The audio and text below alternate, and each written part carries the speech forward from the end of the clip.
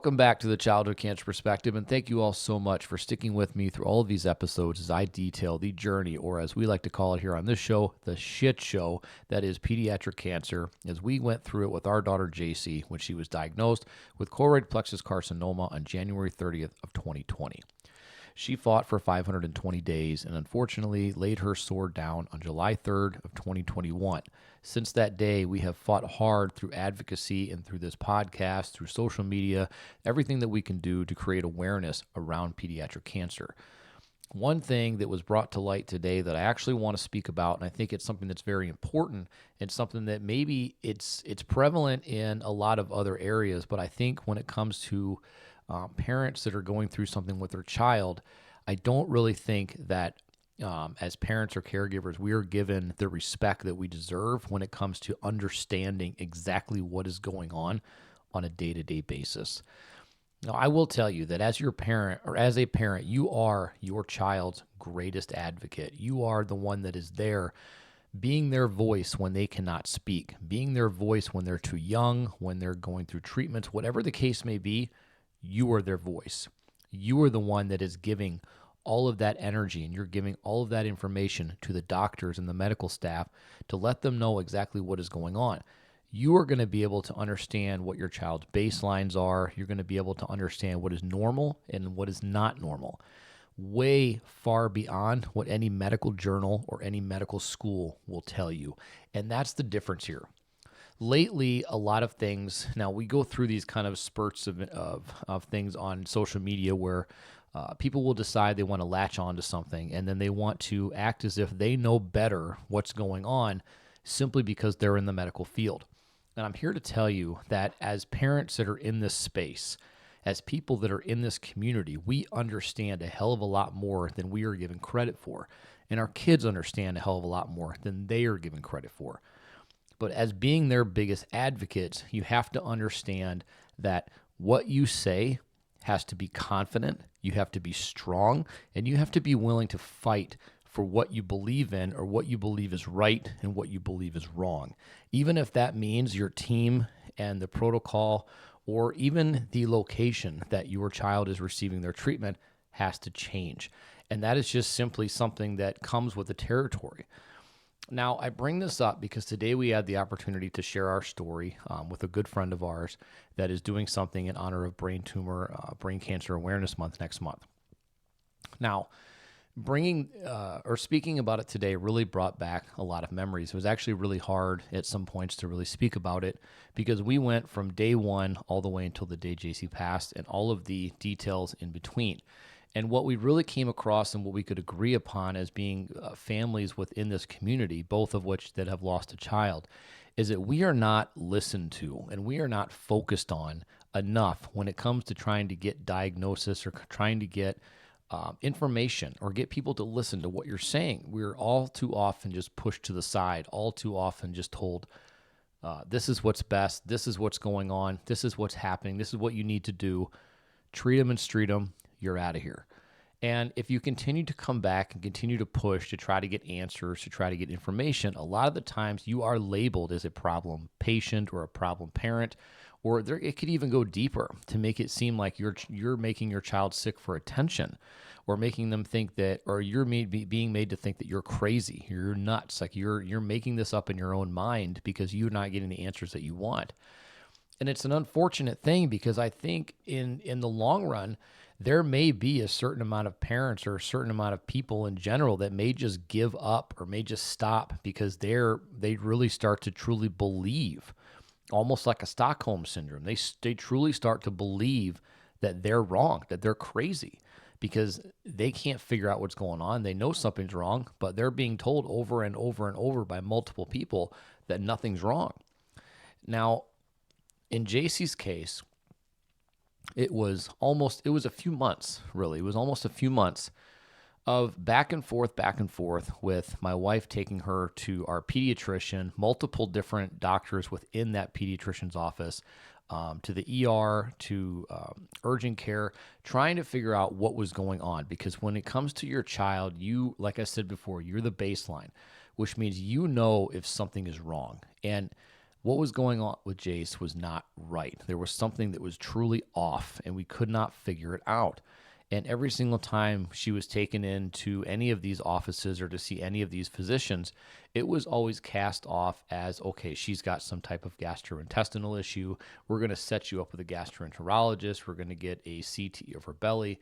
We're going to get all these tests done to prove that it is something having to do with her stomach or her intestines. All the while, she's continuing to feel sick. She's continuing to feel like crap, and it's a weird set of circumstances that the way that these symptoms would come about.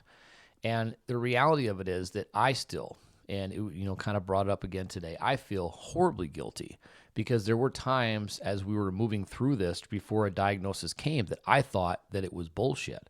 I thought that she was getting the attention that she wanted, and JC getting the attention she wanted. I thought that she doesn't feel sick, but she loves. Maybe she does, but it's not as bad as she's saying that it is, because it was odd. Her symptoms would be at one time of the day, but not another time of the day, and it seemed to kind of go along that same path for such a long period of time.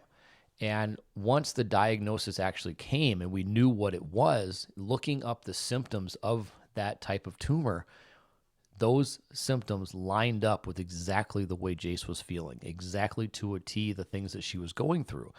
And that's what it's a shame, because I understand on one hand that doctors in a sense are not going to be looking for that out there most extreme answer in the beginning. They're going to look for the easiest, quickest answer that could make you feel better. A kid coming in that's not feeling well, that is showing the symptoms of being constipated, or is showing the symptoms of just having caught some type of bug, having something like that, or headaches, or pain in their arm, whatever. It could be any multitude of things. They caught the flu. They strained something when they were just playing too hard. They caught something going around the schools, because we all know they're just one big damn petri dish. And to think, okay, well, this child came in and, okay, well, absolutely, she has cancer. No, that's not the way that medicine works, and that's not the way that these doctors work, and I understand that. I don't agree with it 100%, but I understand it. So the first time, the second time, even the third time that she was taken into the doctor with these same type of symptoms that were not being cleared up with what they were prescribing or what they were suggesting, should have set off alarm bells that maybe something different needs to happen. And the honest to God thing is that if a certain symptom did not happen for JC on an off chance, which was the fact that one day, looking directly at her eye turned inward. Just one eye turned inward. Our daughters noticed it first, and then I noticed it. And if she turned her head, it almost like her brain reset. But then once she looked at you directly, that eye would just turn in. And it was noticeable. And as soon as that happened, it was like, okay, this is something new. This is a symptom we haven't seen before. We need to get her in, and we need to get this checked out. Now, once that was looked into, it was noticed that she had swelling in the optic nerve. Now, swelling in the optic nerve can mean a lot of things. But the one thing, when that diagnosis of swelling in the optic nerve came back, now I was at work, okay? My wife had to take her for this test. When that came back, the first thing that pops up when you type in swelling in the optic nerve is possible brain tumor. Now, I am an optimist at heart. My wife she comes from a family of realists, okay, which means that it essentially you're looking at the worst case scenario first. I refuse to go to that worst case scenario because I don't want to think that that's what the issue is. I would rather think that it's something that we can handle. It's something that is not as intense. I don't want to think that, okay, oh my God, her eye turned in. She's got, she has a brain tumor. And I didn't want to think that. Like, I guess I kind of put a wall up. We've talked about that before, where I kind of shut that part out. And my wife was immediately, it could be a brain tumor. And I said, you got to stop. You can't talk like that. You can't think like that. We have to think positive. Now, when that was discovered, we were sent to our children's hospital here right away. And once we were there, then, the testing revealed that it was in fact a brain tumor, and it needed to be removed in order for any sense of recovery. And so we went through with that. Now, leading up to this, like I said, it was a lot of back and forth with doctors, with pediatricians, with anybody along that was connected to that, with the gastroenterologist. Now, we never actually did that because the gastroenterologist appointment was supposed to happen after it actually was it happened, or it was set up after the diagnosis and everything had come. So had we waited for that, how much worse would this have been? We have no idea how much worse it would have been because we didn't get to that point. But we also don't know how much worse it got in the back and forth that we went through for months before we actually got a diagnosis. Now, those we'll call it 6 to 8 weeks. We'll call it 2 months. In that 2 months, that tumor could have, because this is known as a very aggressive tumor.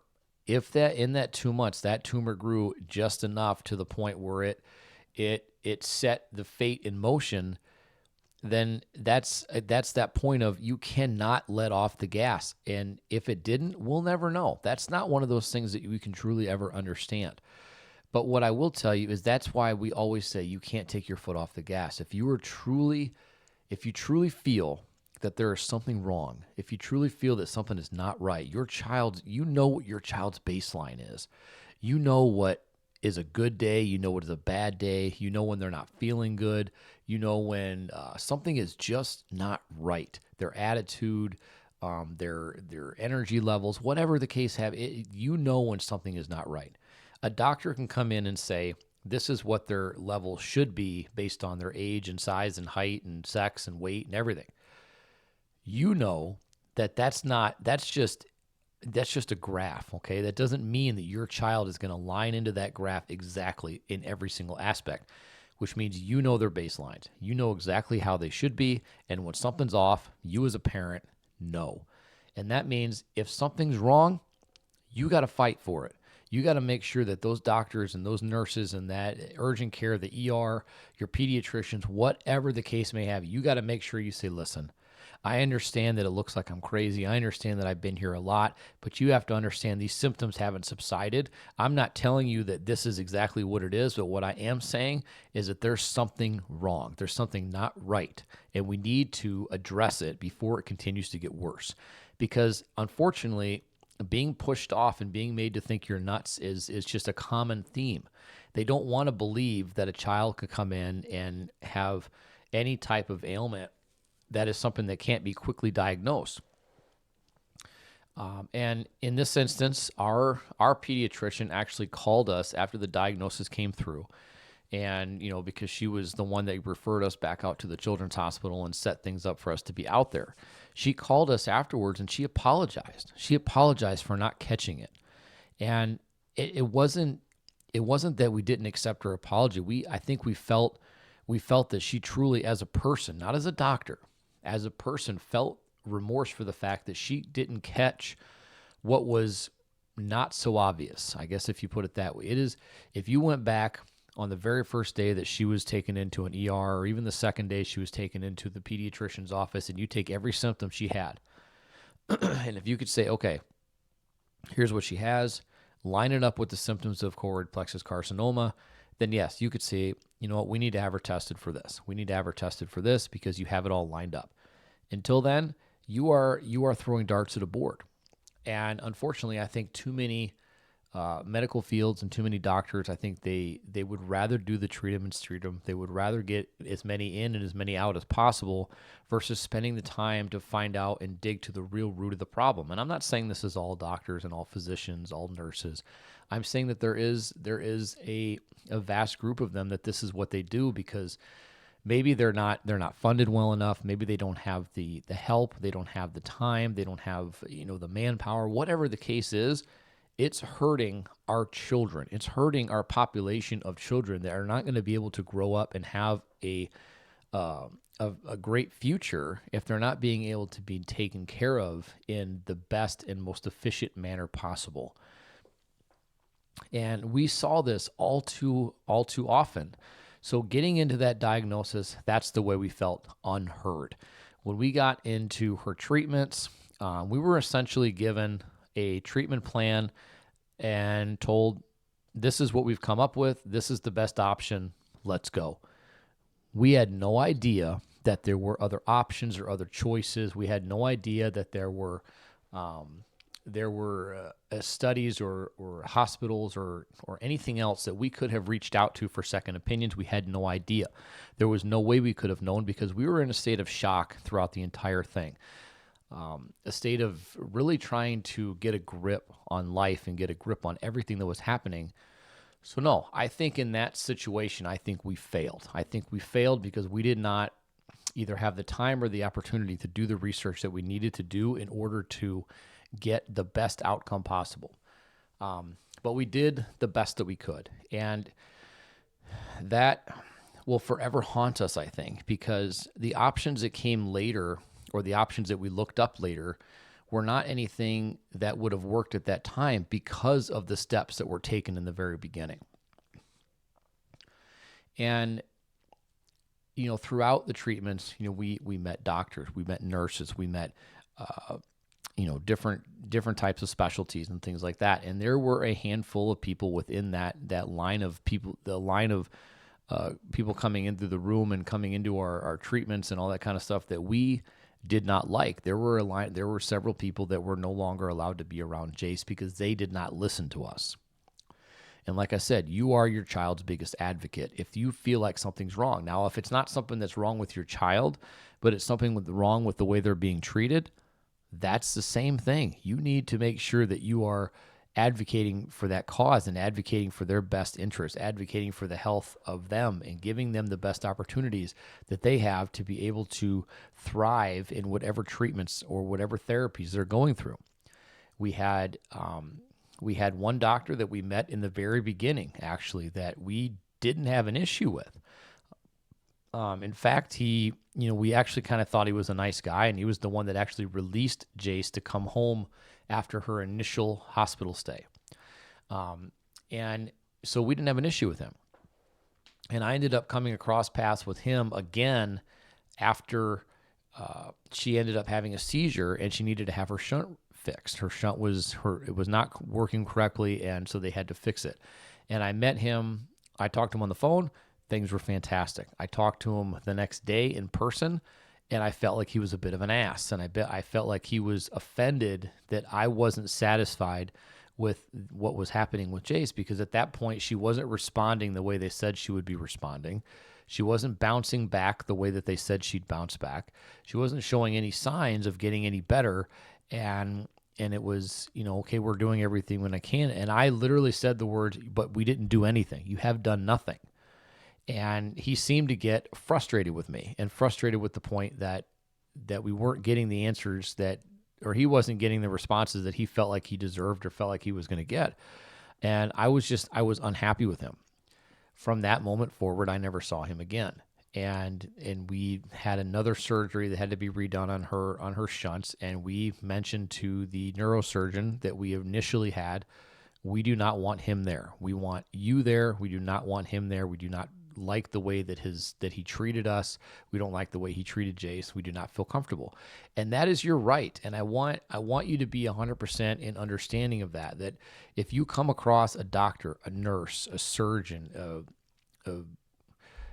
any kind of a person that's coming in and out of your room or any out of your therapies or your treatments or anything that you encounter in the hospitals or anything like that, you have every right to say you do not want that person near your child.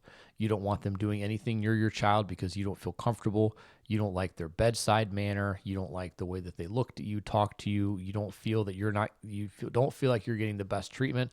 You have every right to say you do not want them as part of your team. And that is again, do it if you feel that way. Okay. There's nothing saying that you can't do that. As a matter of fact, I would rather that somebody say, hey, I don't want them on my team, than for you to be sitting back every second and understanding that there are times when you have to leave the room or times when your children have to go to MRIs or CTs or go into surgeries or go to testing where you're not able to go in and you can't be there every second. Therefore, you want to make sure that people that you don't want around are not there when you can't monitor it. So that's something that's important. And again, that gets a little bit more extreme, but I guess it goes back to my initial point, and something that really kind of came to light a little bit more today is that you have to make sure that you are that voice. You have to make sure that you never give up the power of being the voice for your child. You never give up the opportunity to speak for your child in the best way possible. You never give up the opportunity to allow your voice to be the most important thing in that room so that your children can get the absolute best 100% care that they deserve. That is something that is incredibly important. And it's unfortunate that you have to get to the point to say that. And I bring that up because as you know, being in a children's hospital, you should be able to trust everything and everybody that's coming into that room, because that's a job, that's a path they chose to take to be able to work with children. And so therefore they should be there to respect you, respect your wishes, and respect your children more than anything. And if you can't do that, as you can't as a person, you can't do that, then you need to choose a new profession. And that's just my opinion. You do what you want with it, but that's the way that I feel, and I think that's the way a lot of people feel.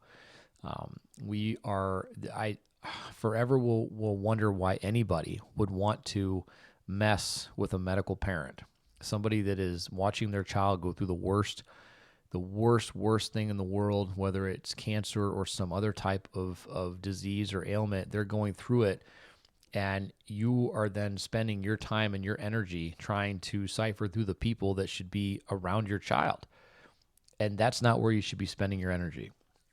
So I would say, in general, that you have to be loud and you have to be confident. You have to understand that even if you don't truly get every single aspect of what is happening at that moment, if you don't understand every single point of the drug that they're using, every single point of the therapy that they're using, or why a certain physical therapy or occupational therapy, whatever, you don't feel it, the understanding of why they're being used, or you don't understand why a certain surgical procedure is happening or will not happen, or a test is not being offered, speak up. That is your chance to speak up. That is your chance to make sure that you're heard. That is your chance to stop things before they happen and they get worse, and then you can't fix it. And again, you can't also go in thinking that people know everything, that they understand everything about your case. You understand that when you're in there, you might have a dedicated oncologist, but that oncologist has probably got 40 other patients, and your surgeon may have 20 other surgeries that day. And the nurses, they're in and out of every single room all day long. They may be amazing, and we met some incredible ones that would always know your name when they came in, always knew what you liked, what you wanted to, what TV shows you like to watch. They knew everything. They were incredible people, but you can't expect that they all know everything that's going on. Or a technician that's just coming in to do an X-ray or to draw blood. You can't expect that they understand your case. They got an order, and they're there for that reason. Now, when she was finally flown to Milwaukee for the last time where they told us there was nothing that they could do, I remember getting there we got there just in time. Now, she was life flighted from Green Bay to get to Milwaukee. We got there just in time to stop a nurse from drawing blood from her by giving her an IV.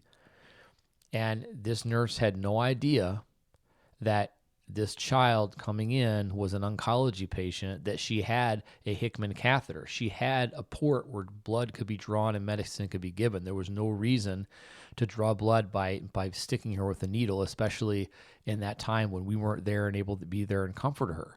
She had no idea. Also, when we got there to Milwaukee on that specific trip, that last one before she was brought home for hospice care, the oncology team had no idea why she was even there.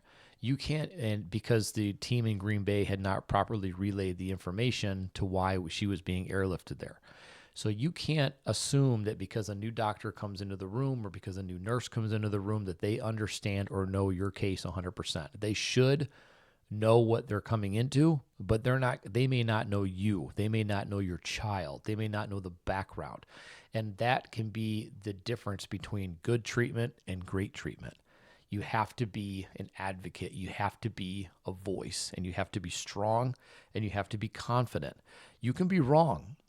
okay, about what you're asking. You can be wrong about what you're requesting, but you've got to be very confident in what you're asking. You cannot go in bringing up that or showing any sign of essentially weakness or any sign of flip floppiness. You've got to go in there and say, okay, listen, this is a drug that you're putting into my child. But do you understand that these are the kinds of side effects that it could offer? Do you understand that this is something that we don't agree with, and whatever the case may be, or I wasn't explained why this would be bad or why this would be good. You got to go in there and you got to fight for what you think is right. Okay. I mean, there was a specific drug when we were in Milwaukee for her stem cell transplant. It was called Thiotepa, and Thiotepa is the only type of chemo drug that will excrete through your pores. So which means that for anybody getting it, that every couple of hours you have to take a bath because you have to wash this stuff off, otherwise it will burn the skin. It will leave literal burns on you. And like even as a parent, when I was helping JC with this, you're not supposed to touch it. You're supposed to use a soap. They give you a special soap that you use to clean them off every time. And in your mind, you like that kind of thing. You have to understand. You really have to think about that. This is the only type of drug that will excrete through your pores and burn you, and you can't touch it because it will burn you. What the fuck is it doing to the inside of your body if it will burn your skin? Just think about that. And I understood that this was part of her high dose chemo. But when I say 520 days. 520 days from the day she was diagnosed until the day she passed. And in between those days was wall-to-wall treatment, whether it was chemo or radiation or stem cell transplants or MRIs or CTs or testing or PT or whatever. It was wall-to-wall treatment.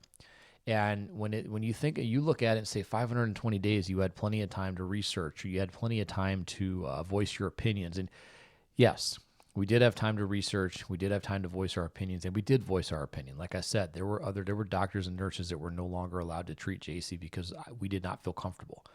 We definitely voiced our opinions.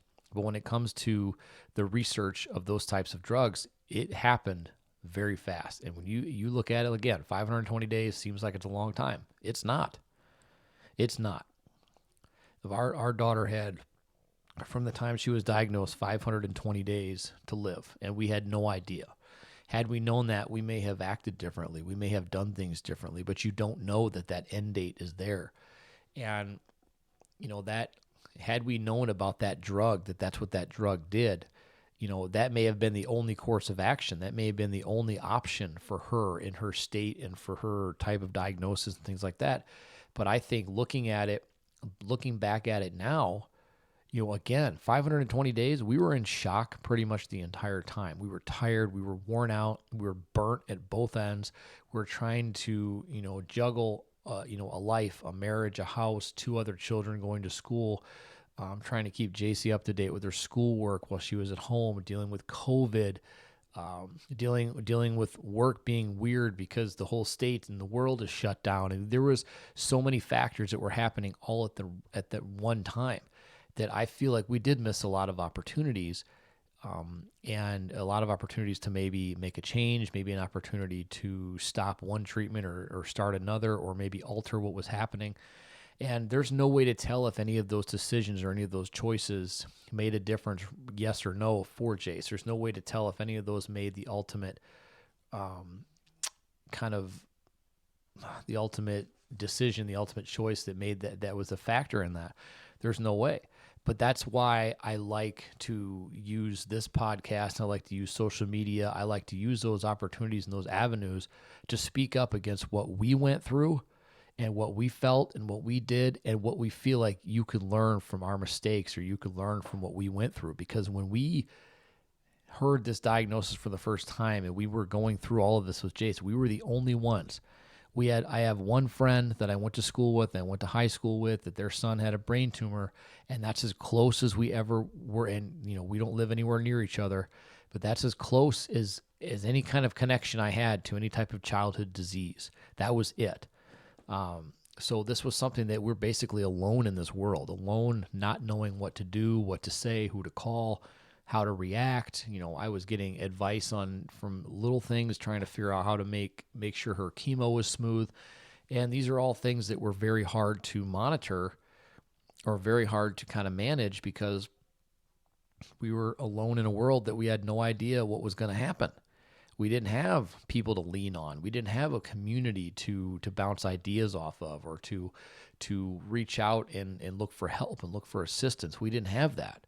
And because of that, I feel like we were horribly kind of hindered in our fight to ensure that Jace was going to get the best treatment possible. And to this day, we will never know if the treatment she got was perfect. We will never know if the treatment she got was altered. We will never know if the treatment that she got was the best course of action, because we simply just did not have the time and opportunity to really do, I think, the proper research and the proper advocating that we needed to. So this episode is about taking what we've learned and what we've gone through and grow from it. Understand that if we had this chance, if we had to do it all over again, I wish we could just erase all of that and have her live a happy, healthy life. But if we had to go back and we had no choice but to relive it, we probably would do things differently, and we would take our own advice that I'm giving out now. So do what you want with this advice, run with it, but please always be your child's best advocate. Always be their strongest supporter, their strongest cheerleader. Remember that when you're in that doctor's office, you are their only patient. There is nobody else on his schedule but you at that moment, and they don't get to leave that office or leave that room until they've answered every single question that you have. And if they have a problem with it, you find a new doctor, you find a new team. But that's the reality of the situation. Okay, that's your time to fight, your time to scream and yell, your time to make your feelings heard. And I'm not saying they're always going to listen, but you got to make sure that you get that voice out there, and you got to make sure that you let them know that you will not stop fighting for your child, and you're going to do exactly what's best. Because, as I've said before, we as pediatric cancer parents do not get to clock out at the end of the day. This is our daily life. This is 100% how we live, when we live, all we live, and all we know. We do not get to walk away from this. We do not get to change the channel and shut it off. We are going to live it no matter what.